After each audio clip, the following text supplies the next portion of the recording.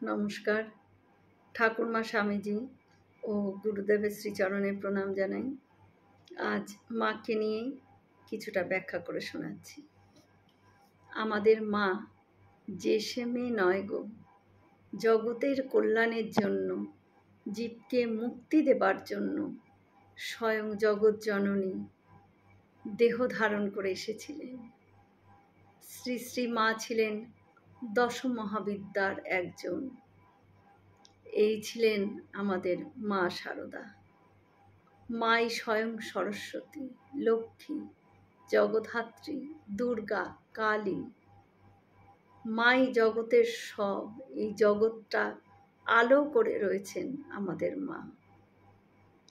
সমগ্র আদ্যা শক্তি, বিশ্ব ব্রহ্মাণ্ডের আধারভূতা সেই জগৎ জননী স্বয়ং ঠাকুরের দেহ আশ্রয় করে লীলা করে গেছেন। শ্রী শ্রী দক্ষিণা কালিকার ধ্যানে মার পূজা করা হয়। ঠাকুরের পাশেই শ্রী শ্রী মায়ের ছবি রাখা হয়। ঠাকুর বলেছেন, এই মন্দিরের মা আর নহবতের মা সবই এক মা। মহারাজ একদিন বলছেন, মা বাপ ছাড়লুম, ঘর বাড়ি ছাড়লুম, আপনাদের সান্নিধ্যে এলুম, কই ভগবান তো লাভ হলো না।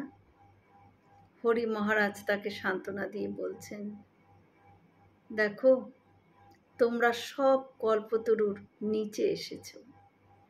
ওই বৃক্ষে অজস্র ফল ঝুলছে, একদিন না একদিন ওই ফল পড়বেই পড়বে। তুমি যদি ওর নিচে থাকো তবে তুমি সেই ফল পাবেই পাবে। তবে যদি ওই ফল এখনই চাও, shake the tree, shake the tree, অর্থাৎ ওই গাছ দারুণ ঝাঁকুনি দাও। তীব্র পুরুষাকার প্রয়োগ করলে শীঘ্রই মুক্তিরূপ ফল পাওয়া যায়। এই স্মৃতিটি আমাদের নিরাশ হৃদয়ে জাগায় আশা। আমরা কল্পতরু রামকৃষ্ণের কাছে যখন এসেছি তখন আর ভাবনা কোথায়। জয় শ্রী রামকৃষ্ণ।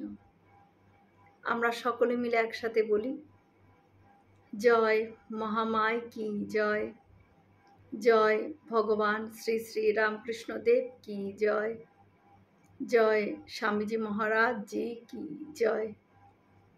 হয়তো অনেক ভুল করে ফেললাম, ঠাকুরের কাছে ক্ষমা চেয়ে নিচ্ছি। সকলে সুস্থ থাকবেন, ভালো থাকবেন। ঠাকুর মায়ের কৃপা দৃষ্টি সকলের ওপর বর্ষিত হোক। শুভরাত্রি।